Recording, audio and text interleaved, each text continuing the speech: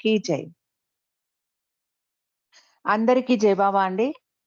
మనం గత కొద్ది రోజులుగా 'మెహరా మెహర్' అన్న పుస్తకాన్ని చదువుకోవడానికి ప్రయత్నిస్తూ ఉన్నాం. బాబా కొత్త ఆశ్రమం నెలకొల్పడానికి జబల్పూర్ మరియు మాండ్లా పరిశీలించిన తర్వాత అందరినీ మైసూరు ప్రయాణం కమ్మన్నారు. 1939 ఆగస్టు 2వ తారీఖు నాడు ఉదయం 6:30 గంటలకు ఎలిజబెత్ కారులో బాబా, మెహరా, మణి బయలుదేరారు. ఆ కారును అనుసరించి బ్లూ బస్‌లో ఆది సీనియర్ డ్రైవ్ చేస్తూ ఉండగా 11 మంది తూర్పు దేశ మహిళలు నాజా, ఖుర్షద్, సూనామాసి, వలు, మన్సారి, కేటి, గుల్మాయి, కాకుబాయ్, సల్తూన్, దౌలా, సర్వర్ వారితో పాటు 6 మంది పాశ్చాత్య స్త్రీలు నొరినా, నదీన్, కిట్టి, నానిగెలి, రానోగెలి మరియు ఐరేన్ బిలో, అలాగే ఫ్రీని కూతురు చిన్నారి జంగు కూడా ఉన్నారు. ఐరేన్ ఇలా అంటుంది, నదీన్ బాబా అనుమతించిన దానికన్నా ఎక్కువ లగేజ్‌ను తనతో తెచ్చుకుంది. బాబా ఆమెను బస్సులో సీటుకు మధ్యలో ఉన్నటువంటి మడిచే కుర్చీని వేసి, ఆ కుర్చీ కింద ఆమెకు సంబంధించిన ఓవర్ కోట్ ఒకటి, అలాగే ఆమె ఒడిలో ఒక ఓవర్ కోటు పెట్టుకొని కూర్చోమన్నారు. 10 రోజుల ప్రయాణం చేసి అందరూ ఆగస్టు 12వ తారీఖు నాడు బెంగుళూరు చేరుకున్నారు. ఎలిజబెత్‌కు దారి తెలియక బెంగుళూరులో బజార్‌లన్నీ తిప్పింది. మెహ్రా ఏమంటారంటే, బాబా మమ్మల్ని బెంగుళూరులోని ప్రదేశాలు చూపించడానికి తీసుకెళ్లలేదు కానీ, ఎలిజబెత్ పుణ్యమా అని మేం బెంగుళూరంతా తిరిగి చూసాము అంటారు మెహ్రా. తూర్పు దేశ మహిళలకు ఒక పార్సీ హోటల్లో బస ఏర్పాటు చేశారు బాబా. అలాగే పాశ్చాత్యులకు మరొక హోటల్లో బస ఏర్పాటైంది. మా హోటల్లో ఒక్క బాత్రూమ్ మాత్రమే ఉండేది. బాబా ఒక్కొక్కరికి 15 నిమిషాలు స్నానానికి సమయం కేటాయించారు. గంట సేపైనా స్నానం చేసే అలవాటు ఉన్న స్త్రీలు బాబా ఆదేశానుసారం త్వరగా స్నానాలు చేసి తయారయ్యారు అంటారు మెహ్రా. బాబా ప్రయాణాలలో ఎక్కడా తన పేరును ప్రస్తావించడానికి అనుమతి ఇచ్చేవారు కాదు. తనను బాబా అని సంబోధించకూడదు అనేవారు బాబా. అలాగే ఎవరు తనను గుర్తుపట్టకుండా ఉండాలని బాబా కళ్ళకు సన్ గ్లాసెస్ పెట్టుకొని తన జుత్తును కోట్ లోపలికి తోసి జాగ్రత్త తీసుకునేవారు. తూర్పు దేశ మహిళలు బాబా అని పిలిచేవారు కాదు కానీ నోరినా ఆ సమయంలో బాబాను బాబులి అని పిలిచేది. నడీన్ బాబుకా అని పిలిచేది. బాబుస్కా అని పిలిచేది. బాబా తన విశ్వకార్యం నిమిత్తం తాను ఏకాంతవాసం చేయడమే కాకుండా తన పేరును కూడా గోప్యంగా ఉంచేవారు. నీరంతా ఒక ఆనకట్టు వెనక సేకరించి సమయం వచ్చినప్పుడు తన నామాన్ని విడుదల చేసి ఆ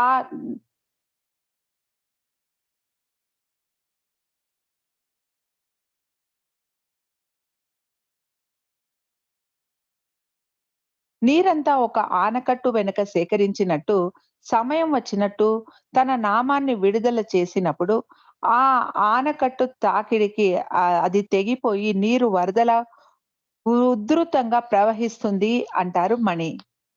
మైసూర్ రాష్ట్రానికి గవర్నర్ అయినటువంటి సర్ మిర్జా ఇస్మాయిల్ ఆశ్రమం నెలకొల్పడానికి బాబాకు బెంగళూరులో స్థలం కేటాయించాడు. అతడి తమ్ముడికి చెందినటువంటి ఒక బంగళా ఉండటంతో బాబా బృందానికి అక్కడ వసతి కల్పించాడు సర్ మిర్జా ఇస్మాయిల్. ఆ బంగళా పేరు లింక్స్ బంగళా.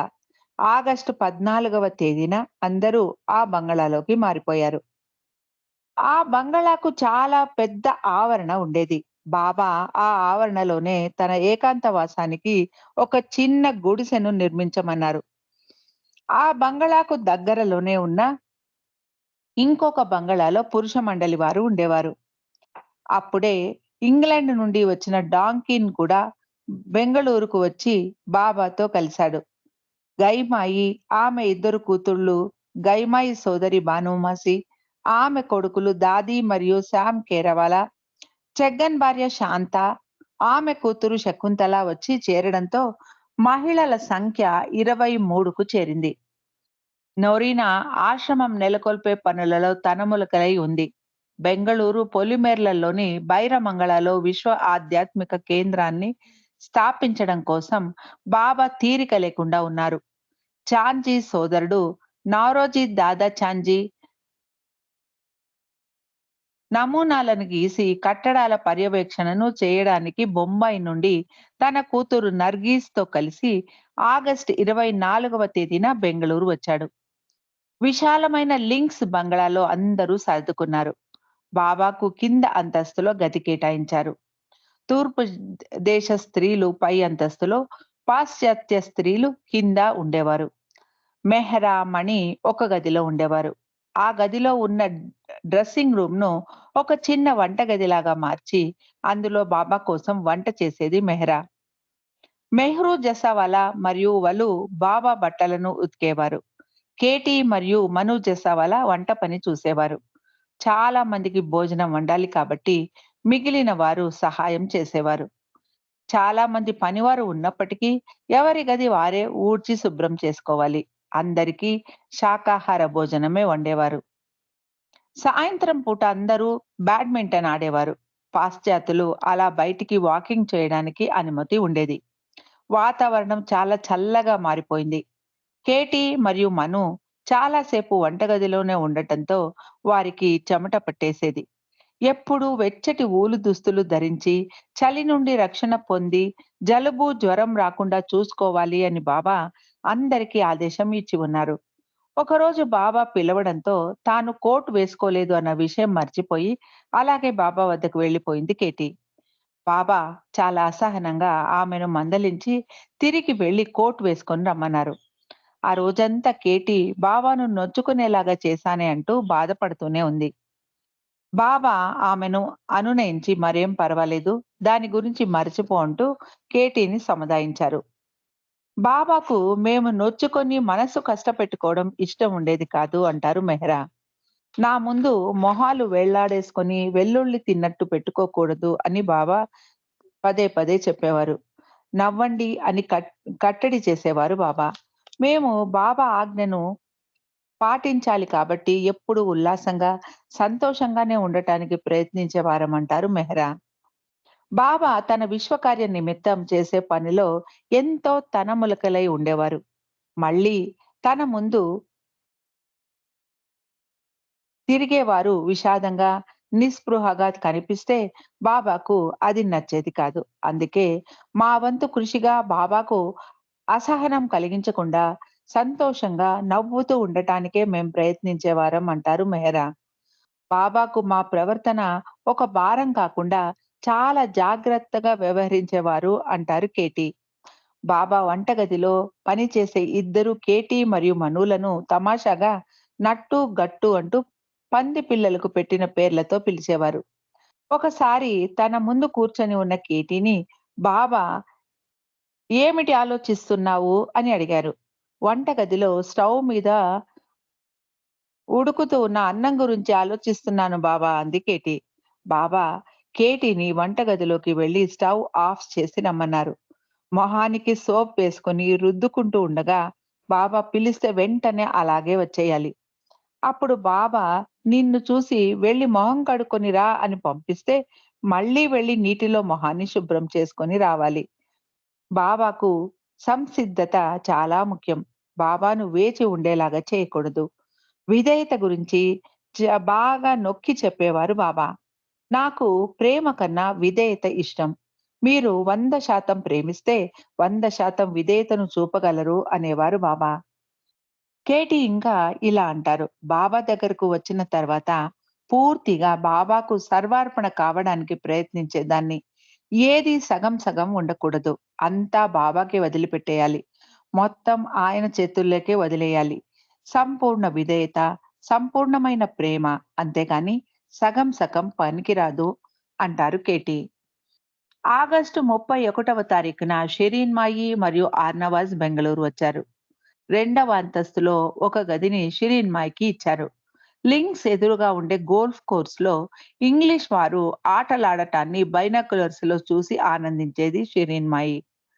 ఆశ్రమంలో అందరూ సదా సత్య సస్యాహారాన్నే తినేవారు కాబట్టి రోజు అన్నము, పప్పు తినడం షిరీన్‌మాయికి నచ్చలేదు. అప్పుడప్పుడు కేటీ మరియు మనులను అడిగి ప్రత్యేకంగా ఏదైనా వేరే వంటకాన్ని చేసి పెట్టమని కోరేది. ఒకసారి అలాంటి సందర్భంలో గైమాయిని అలా వంటలు వండడం బాబా ఆజ్ఞకు విరుద్ గైమాయి అలా వంటలు వండడం బాబా ఆజ్ఞకు విరుద్ధమని చెప్పింది. షిరీన్‌మయి కోపంగా, "మీరో ఆజ్ఞను నాకు చెప్పకు. అతడి తల్లిని నేను. నాకు ఆజ్ఞ ఇవ్వడానికి అతడెవరు?" అంది షిరీన్‌మయి. ఆమె బెంగుళూరు రావడానికి ముందే బాబా ఆమెకు ఎలాంటి అసౌకర్యము కలగకుండా జాగ్రత్తగా చూసుకోండి. ఆమె అవతారుడి తల్లి అని చెబుతూ, ఆమె గనుక కోపగించుకుంటే నేను కూడా ఆమెను సమాధాన పరచలేను అని అందరినీ హెచ్చరించి ఉన్నారు బాబా. ఒకరోజు షిరీన్ మాయి వంకాయను వండమని గైమాయికి చెప్పింది. బాబా వంకాయ ఆరోగ్యానికి అంత మంచిది కాదు అనేవారు. ఇప్పుడు షిరీన్ మాయి కావాలి అని అడగటంతో కాదనలేకపోయారు. ఆమె కోసం కొంచెంగా వంకాయను వండి మధ్యాహ్నం భోజనానికి సిద్ధం చేశారు. షిరీన్ మాయి భోజనాన్ని ఒక పళ్ళెంలో సిద్ధం చేసుకొని, ఒక నాప్కిన్ కప్పుకొని ఆమె గదిలోకి తీసుకెళ్లడానికి మను మేడ మెట్లు ఎక్కడానికి వెళ్ళింది. ఇంతలో పైనుండి దిగి వస్తూ ఉన్న బాబా మనును చూసి, "ఏమిటిది తీసుకెళ్తున్నావు?" అని అమాయకంగా ఏమీ తెలియనట్లు అడిగారు. "షిరీన్ మైక్ భోజనం తీసుకెళ్తున్నాను బాబా" అంది మను. "అవునా? ఇవాళ ఏం వండారో చూడని" అంటూ నాప్కిన్ పక్కకి తొలగించారు బాబా. ప్లేట్‌లో మూడో, నాలుగో వంకాయలు చిన్న చిన్నవి ఉన్నాయి అంతే. మను భయపడుతూ, "ఇవి షిరీన్ మాయి కోసం వండాం బాబా" అని చెప్పింది. "మరేం పర్వాలేదు. ఆమెకు మళ్ళీ రేపు వండండి. ఇవి నాకు చాలా ఇష్టం" అంటూ ఒకటి తర్వాత ఒకటి నోట్లో వేసుకొని మొత్తం వంకాయలన్నీ తినేశారు బాబా. షిరీన్ మాయి తన పళ్ళెం చూసుకొని వంకాయలేవి అని అడిగింది. మను జరిగిన విషయమంతా షిరీన్ మాయికి వివరించింది. "నా కోసం కనీసం ఒక్కటైనా వదిలిపెట్టలేదా మేర్వాన్" అని అడిగింది షిరీన్ మాయి. తర్వాత షిరీన్ మాయి బాబాతో దెబ్బలాడింది.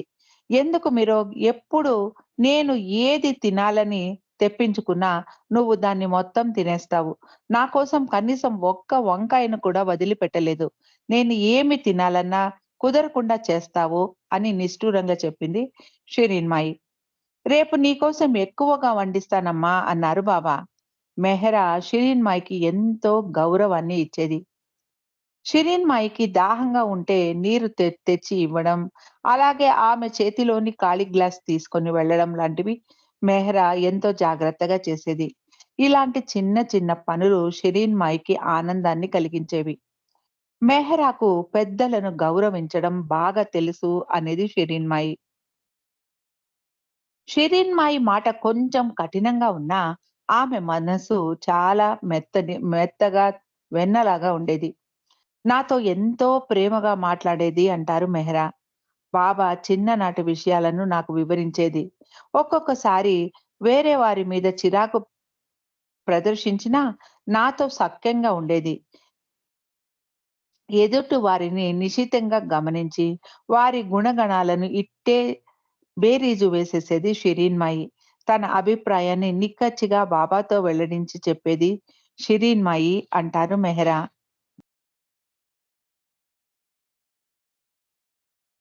1939 సెప్టెంబర్ 1వ తారీఖున జర్మనీ పోలాండ్ దేశాన్ని ఆక్రమించడంతో రెండవ ప్రపంచ యుద్ధం మొదలైంది. బ్లూ బస్ యాత్రకు బయలుదేరడానికి 9 నెలల ముందు నుండే బాబా ఈ యుద్ధం గురించి ప్రస్తావన చేస్తూనే ఉన్నారు. మెహ్రా దాని గురించి ఎక్కువ శ్రద్ధ చూపించి వినలేదు కానీ, పాశ్చాత్యులు వారి దేశాలకు సంబంధించిన విషయం అవడంతో ఎంతో జాగ్రత్తగా బాబా మాటలను ఆలకించేవారు. ఒకరోజు నడేన్ పుట్టినరోజు వచ్చింది. ఇద్దరు రష్యా చేతిలో ఇప్పుడు రష్యా చేతిలో తాళాలు ఉన్నాయి అన్నారు బాబా. యుద్ధానికి సంబంధించి మాట్లాడుతూ. నదీన్ రష్యా దేశస్థురాలు అవడంతో ఆమె బాబా మాటలకు చాలా సంతోషించింది. నదీన్ తన తల్లి వయస్సు స్త్రీ అవ్వడంతో మెహ్రాకు నదీన్ మీద చాలా ప్రేమ ఉండేది. నదీన్ చెప్పే కథలను ఎంతో ఆసక్తిగా ఉండేది. వినేది మెహ్రా. ఒక రేడియోను బాడుగకు తెప్పించి లింక్స్ బంగాళాల్లో పెట్టించారు బాబా. ప్రతి గంటకు రేడియోలో యుద్ధ వార్తలు వినేవారు బాబా. మణి రాజకీయాలకు సంబంధించిన వ్యంగ్య నాటికలను ప్రదర్శించిన సరిగ్గా 4 నెలల తర్వాత సెప్టెంబర్ 3వ తారీఖున చెంబర్లెన్ జర్మనీ మీద యుద్ధం ప్రకటిస్తూ ఉపన్యాసాన్ని ఇవ్వడం జరిగింది. బాబా తన ఆశీర్వచనాలను ఇంగ్లాండ్ దేశానికి ప్రసాదిస్తూ, ఇంగ్లాండ్ ఈసారి గనక విజయం సాధించలేకపోతే ఇంకెప్పటికీ కోలుకోలేని వినాశనం జరుగుతుంది. అమెరికా సహాయాన్ని అందిస్తుందేమో చూడాలి. తన సైన్యాన్ని పంపకపోయినా కనీసం ధన సహాయం, వస్తు సహాయం చేస్తుందేమో చూడాలి అన్నారు బాబా. రెండవ ప్రపంచ యుద్ధం గురించి బాబా ఇలా చెప్పారు. ఈ యుద్ధం చాలా రోజులు జరగబోతోంది. ఎంతో పెద్ద విధ్వంసాన్ని కలగజేయబోతోంది. అయితే ఇది గొప్ప ఆధ్యాత్మిక తిరుగుబాటుకు నాంది కాబోతోంది. అందుకే ఈ యుద్ధం ఎప్పటికీ అవసరము. ఈ యుద్ధం ఎలాంటి ప్రయోజనాన్ని తీసుకురాబోతోందో మీరు ఊహించలేరు. అంతా మారిపోతుంది. చివరికి ఎవరు విజయం సాధించరు, ఎవరు విజేతలు కూడా కారు.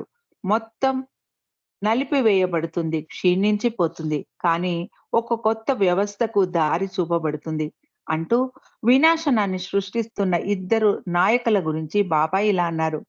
నీచుడైన ముసోలిని నాశనమైపోవడానికి అర్హుడు. హిట్లర్ పిచ్చివాడు కానీ ముసోలిని చాలా స్వార్థపరుడు అన్నారు బాబా.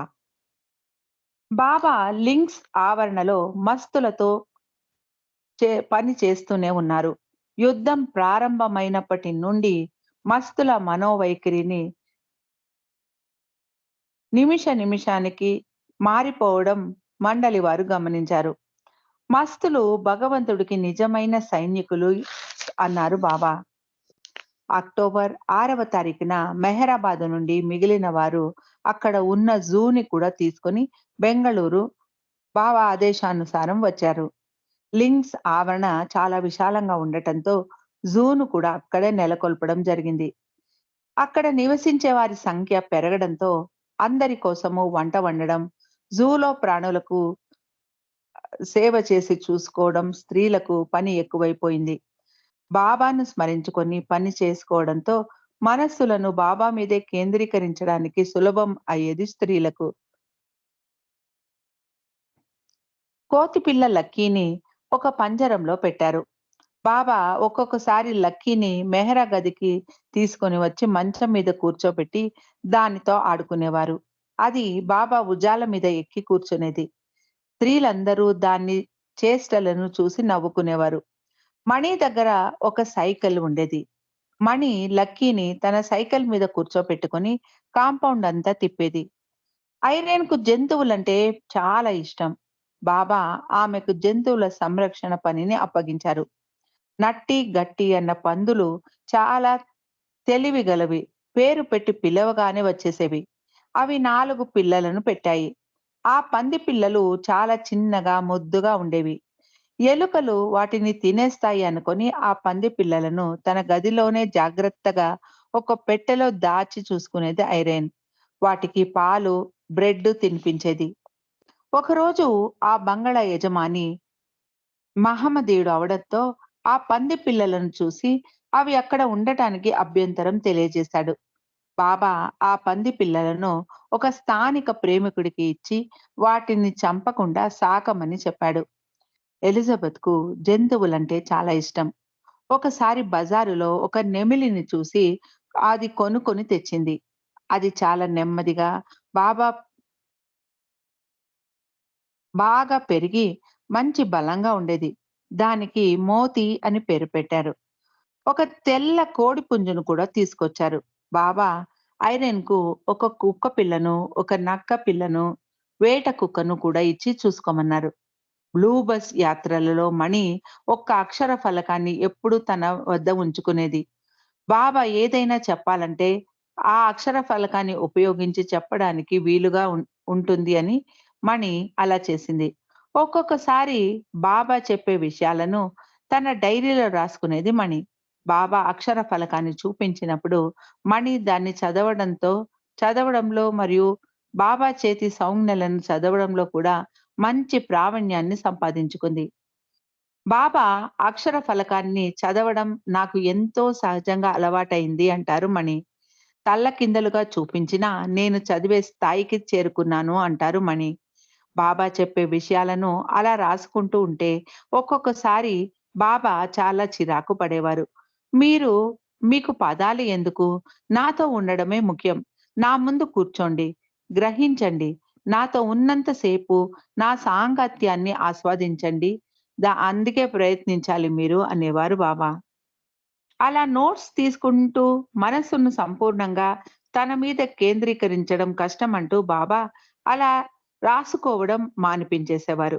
రాబోవు తరాలకి ఆ రాతలు ఉపయోగపడవచ్చు కానీ అప్పుడు బాబా స్త్రీల ద్వారా చేయదలిచిన పనికి అది ఆటంకం కలిగిస్తుంది అని బాబా అనుకున్నారు. బాబాతో ఉండడం అన్నిటికన్నా చాలా ముఖ్యమైన విషయం. మిగిలినవన్నీ అప్రస్తుతం అంటారు మణి. పాశ్చాత్యులు తమ కుటుంబాలకు ఉత్తరాలు రాయడానికి బాబా అనుమతి ఉండేది.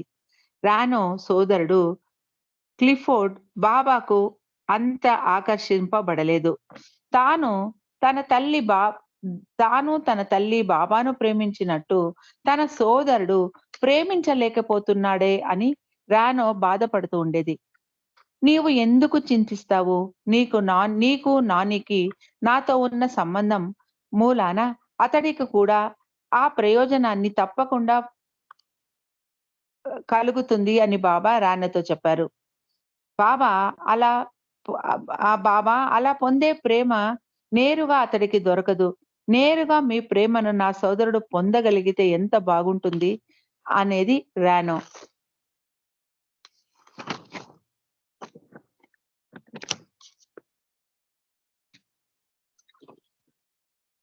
రానో సోదరుడు బాబాను దర్శించుకోలేకపోయినా బాబా యొక్క స్పర్శ అతడికి 1000 మైళ్ళ దూరంలో న్యూయార్క్ లో ఉన్నా కూడా కలిగింది. బాబాను ప్రేమించే ప్రేమికుల కుటుంబాలలోని సభ్యులు బాబా మీద ఎలాంటి ఆసక్తి చూపకపోయినా ముందు ముందు జన్మలలో బాబాకు సన్నిహితంగా తప్పకుండా వస్తారు అని బాబా రానోతో చెప్పారు. కొన్ని రోజులుగా నాని గుండె జబ్బుతో బాధపడుతోంది. అక్టోబర్ 13వ తారీఖు ఆమెకు హార్ట్ అటాక్ వచ్చింది. కొన్ని రోజుల ముందే బాబా నీ తల్లి చనిపోతే నీకేమనిపిస్తుంది అని రానోను అడిగారు. నీవు ఏది నిర్ణయిస్తే అది నాకు సమ్మతం బాబా అని చెప్పింది రానో. మరి ఎందుకు ఏడుస్తున్నావు అని బాబా రానోను అడిగారు. నేను నా సోదరుడి కోసం ఏడుస్తున్నాను. అతడికి నా తల్లి మీద అమితమైన ప్రేమ ఉంది. అందుకే ఏడుస్తున్నాను బాబా అంది రానో. ఆమె సోదరుడు క్లిఫ్ గ్యాలీని నేను చూసుకుంటాను అని బాబా రానోకు భరోసా ఇచ్చారు. మెహరాబాదు నుండి మరికొందరు వచ్చాక పడుకోవడానికి మంచాలు తక్కువయ్యాయి అని నొరీనా బాబాకు చెప్పింది. ఇంకా మంచాలు ఎక్కువ తెప్పించాల్సిన అవసరం లేదు అన్నారు బాబా. నాని త్వరలోనే చనిపోతుంది అని రానోకు అర్థమైపోయింది. ఎప్పుడు ఎవరైనా ఆప్తులు చనిపోయే సమయంలో బాబా అక్కడ ఉండేవారు కాదు. ఏదైనా పని మీద బయటికి వెళ్ళేవారు. అక్టోబర్ 14న నాని తన చివరి శ్వాస వదిలే సమయంలో బాబా బైరమంగళకు వెళ్లారు. అక్కడ తాను నెలకొల్పబోయే విశ్వ ఆధ్యాత్మిక కేంద్రానికి సంబంధించిన పనులను పర్యవేక్షించడానికి బాబా వెళ్లారు. డాక్టర్ డాంకిన్ నాని పక్కనే ఉండి ఆమె ఆరోగ్య పరిస్థితిని సమీక్షిస్తున్నాడు. ఆమె చనిపోవడానికి ముందు ఎంత అందం అంటూ 2 సార్లు పలికింది. డాక్టర్ నీలు నాని చనిపోయింది అని రానోకు చెప్పాడు. సాయంత్రం 6:30 గంటలకు సరిగ్గా బాబా తిరిగి వచ్చారు. అప్పటికి 10 నిమిషాల క్రితమే నాని చనిపోయింది. బాబా నాని గదిలోకి వెళ్లి ఆమె కన్నులను సున్నితంగా మూశారు. బాబా అలా కళ్ళు ముయ్యగానే నాని నోటి నుండి ఒక చిన్న నిట్టూర్పు వినిపించింది అంటారు రానో. నేను నానికి ముక్తిని ఇచ్చాను అని బాబా రానోతో చెప్పారు. కానీ నాని అంత్యక్రియలను బెంగళూరులోనే నిర్వహించారు. తర్వాత ఆమె అస్థికలను మెహరాబాద్‌కు పంపించి బాబా యొక్క భావి సమాధికి సమీపంలో ఒక స్మారక చిహ్నాన్ని ఏర్పాటు చేసి దాని మీద నాని బాబాస్ లవర్, నాని బాబా యొక్క ప్రేమికురాలు అని వ్రాయమన్నారు బాబా. బాబా పని కోసం అవసరమైన డబ్బును నాని ఆలోచించకుండా ఉదారంగా ఎన్నో సార్లు సమకూర్చేది. నానికి తన మీద ఉన్న అపారమైన ప్రేమకు ప్రతీకగా ప్రతి సంవత్సరం నాని పుణ్యతిథి నాడు పేదలకు అన్నదానం చేయమని చెప్పేవారు బాబా. ఆది సీనియర్ నాని గురించి ఇలా అంటారు. నాని చాలా మంచి వ్యక్తి. ఎంతో హుందాగా ఉండేది. బాబా చాలా బాబాను ఎంతగానో ప్రేమించేది అంటారు ఆది సీనియర్. తన తల్లి గురించి రానో ఇలా అంటారు. నా తల్లి నాని నాతో చాలా సన్నిహితంగా, స్నేహంగా ఉండేది. అలాగే తనను నేను గౌరవంగా చూడాలని కోరుకునేది నాని. నాకు ఆమెకు చాలా వ్యతిరేకతలు ఉండేవి. ఆమె చాలా సున్నితమైన స్వీయ స్త్రీయత్వం కలిగి ఉండేది. మాకందరికన్నా భిన్నమైన బాంధవ్యం బాబాతో కలిగి ఉండేది నాని. ఆమెను బాబా ఎప్పుడూ పరీక్షించడానికి గాని, వెక్కిరించడానికి గాని ప్రయత్నించేవారు కాదు. బాబాతో ఆమెకు గత జన్మల సంబంధం మూలాన కాబోలు బాబా ఆమెను ఎక్కడ పగిలిపోతుందో అని మనం జాగ్రత్తగా చూసుకునే గాజు పాత్రలాగా చూసుకునేవారు. ఎంతో జాగ్రత్తగా. కానీ సదా బాబా యొక్క ఇచ్చే ఆమెకు సంతోషం కలిగించేది అంటారు రానో. ఫ్రీని కూడా ఎంతో ఆత్రంగా బాబాతో ఉండటానికి తహతహలాడుతూ ఉండేది. మండలి వారందరూ మెహరాబాదు నుండి రావడంతో ఫ్రీని కూడా వారితో కలిసి బాబాకు సేవ చేసుకోవడానికి బెంగళూరు వచ్చింది. కానీ ప్రీతి ఫ్రీని లింక్స్‌కు లింక్స్ బంగళాలో ఉండేది కాదు. బాబా ఫ్రీనిని మరియు ఆమె అత్తగారి కుటుంబం కోసం మరొక బంగళాను ఏర్పాటు చేశారు. ఫ్రీని మరియు డాలీ వారానికి ఒక్కసారి బాబా కబురు పెట్టినప్పుడు వచ్చి మెహరాను, స్త్రీ మండలిని కలిసి వెళ్ళిపోయేవారు. ఫ్రీని మానసిక స్థితి ఇంకా పూర్తిగా నయం కాలేదు. అంతేకాకుండా రుస్తుం ఇల్లు వదిలి వెళ్ళిపోయాక తన భార్య మరియు పిల్లలను వదిలి ఎవ్వరికీ పెట్టకుండా ఎక్కడికో వెళ్ళిపోయాడు. అప్పుడప్పుడు ఇలా కొన్ని రోజులు వెళ్ళి మళ్ళీ తిరిగి వచ్చేసేవాడు రుస్తుం. కానీ ఈసారి వెళ్ళినవాడు తిరిగి రాలేదు. అతడి తండ్రి ఖాన్ సాహెబ్ వెతకడానికి ప్రయత్నించాడు. కొందరు అతడు అమెరికాలోనో ఇంకెక్కడో ఉన్నట్టు తెలిపారు. కొందరు అతడు ఆత్మహత్య చేసుకొని ఉండొచ్చు అన్నారు. కానీ అతడి శరీరం లభ్యం కాలేదు. బాబా మరియు ఆది సీనియర్ రుస్తుం బాధ్యత కుటుంబ రుస్తుం యొక్క కుటుంబ బాధ్యతలు, అతడి పిల్లల సంరక్షణ బాధ్యతను స్వీకరించారు. రుస్తుం యొక్క అదృశ్యం వెనుక ఉన్న రహస్యం 21 సంవత్సరాల తరువాత వెల్లడైంది. 1960వ సంవత్సరంలో రుస్తుం కొడుకులు నగ్గు, జంగు మరియు బెహరం బాబాను గురుప్రసాద్‌లో కలిసి తమ తండ్రి రుస్తుం గురించి అడిగారు. రుస్తుం గురించిన నిగూఢమైన విషయాలు వారికి కొరుకుడు పడలేదు. జంగు తన తండ్రి విషయం బాబాను అడగడంతో బాబాకు చాలా కోపం వచ్చింది. నేను నిన్ను కన్న తండ్రిలా పెంచి పెద్ద చేశాను. నన్ను నువ్వు ఇలా ప్రశ్నిస్తావా అన్నారు బాబా. ఫ్రీని రుస్తుం వద్ద నుండి బాబాకు ఉత్తరాలు వస్తున్నాయి అని బాబా నాతో చెప్పేవారు. కానీ వాటిని నాకెప్పుడూ బాబా చూపించలేదు అని ఫ్రీని తన పిల్లలతో చెప్పింది. మీరు నన్ను ఈ ప్రశ్నను నేను మానవుడు అని అడుగుతున్నారా? లేక నేను భగవంతుడు అన్న భావనతో అడుగుతున్నారా? అని బాబా వారిని తిరిగి ప్రశ్నించారు. జంగు 2 భావాలు కలగలిపి అడుగుతున్నాను బాబా అన్నాడు. మీరు నన్ను మానవునిగా ఎంచి అడిగితే రుస్తుంకు ఏం జరిగిందో నాకు తెలియదు అని నేను చెబుతాను అన్నారు బాబా. అలాగే భగవంతుడు అన్న భావనతో మీరు గనక ప్రశ్నిస్తే రుస్తుం ఆత్మహత్య చేసుకున్నాడు అని నేను చెబుతాను అన్నారు బాబా. తమ తండ్రి ఎందుకు ఆత్మహత్య చేసుకున్నాడు అని వాళ్ళు మళ్ళీ బాబాను ప్రశ్నించారు. రుస్తుం చాలా మానసిక అలజడినికి లోనయ్యాడు. నిజానికి రుస్తుం చాలా సరదాగా, ఉల్లాసంగా ఉండేవాడు. ఫ్రీని యొక్క ప్రవర్తన ఇందుకు కారణం. అవే కాకుండా ఇంకా కొన్ని కారణాలు కూడా తోడై ఉండవచ్చు. తాహతుకు మించిన ఆర్థిక పరమైన ఇబ్బందులు అప్పుడు రుస్తుంను చుట్టుముట్టాయి.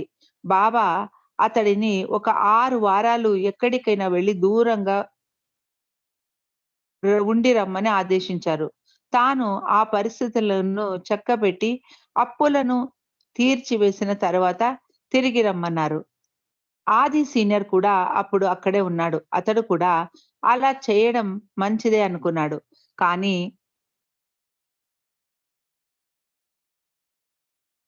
రుస్తుం అలా వెళ్ళినవాడు తిరిగి రానేలేదు.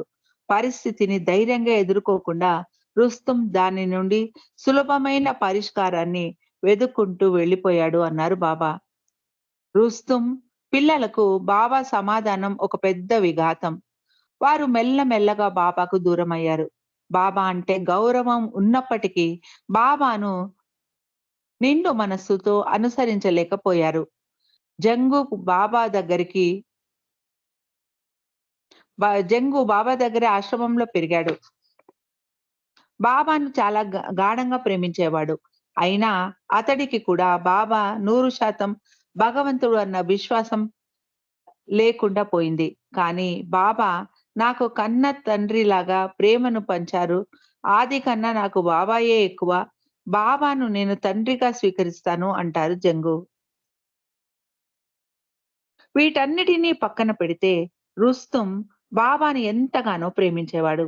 బాబా అహ్మద్‌నగర్‌లో తన ఆశ్రమాన్ని ప్రారంభించిన తొలి రోజుల్లో రుస్తుం బాబాకు హృదయపూర్వకంగా సేవ చేసేవాడు. మెహరాబాద్‌లో బాబా ఏమి ఏర్పాటు చేయాలని అడిగినా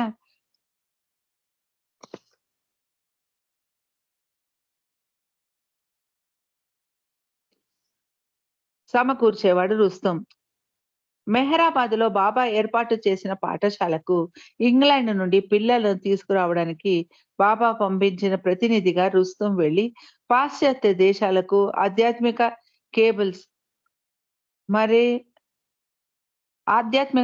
కేబుల్స్ వేయడంలో బాబాకు ఎంతగానో సహాయం చేశాడు రుస్తుం.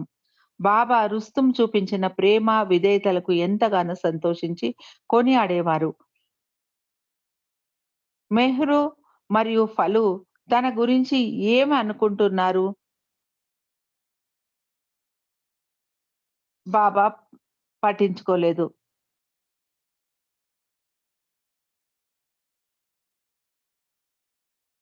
బాబా మాత్రం వారిని ప్రేమించేవారు. బాబా బెంగళూరులో ఉన్న సమయానికి 2 సంవత్సరాలకు ముందు ఫలును ఇంగ్లాండ్‌కు విద్యాభ్యాసానికి పంపించి వేశారు. ఇప్పుడు రెండవ ప్రపంచ యుద్ధం మొదలవడంతో బాబా తన ఖర్చుతో ఫలూను వెనక్కి పిలిపించడానికి ఏర్పాట్లు చేయసాగారు. బాబా మార్గరెట్ క్రాస్క్ మరియు డెలియా డిలియాన్‌కు యుద్ధ సమయంలో ఇంగ్లాండ్ నుండి ఇండియా రావాలని ఆదేశించారు. కానీ కేవలం మార్గరెట్‌కు మాత్రమే చాలా కష్టం మీద ఇండియా రావడానికి పర్మిషన్ దొరికింది.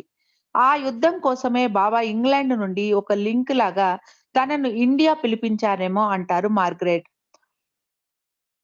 నవంబర్ 1వ తారీఖున మార్గరెట్ మరియు ఫలు బెంగళూరు వచ్చారు. మార్గరెట్‌కు జూ పని అప్పగించారు బాబా. సన్నీ, బన్నీ అన్న కుక్క పిల్లల సంరక్షణ ఆమెకు అప్పగించారు. ఫలు తల్లి ఫ్రీనీతో నివసించసాగాడు. ఆ పిల్లవాడికి మాత్రం బాబా గదిలోకి ఎప్పుడు కావాలంటే అప్పుడు వచ్చి చదువుకోవడానికి అనుమతి ఉండేది. ఫ్రీని పిల్లలందరికంటే బాబా మెహ్రూ తర్వాత ఫలూనే ఎక్కువగా ప్రేమించేవారు అంటారు మెహ్రా.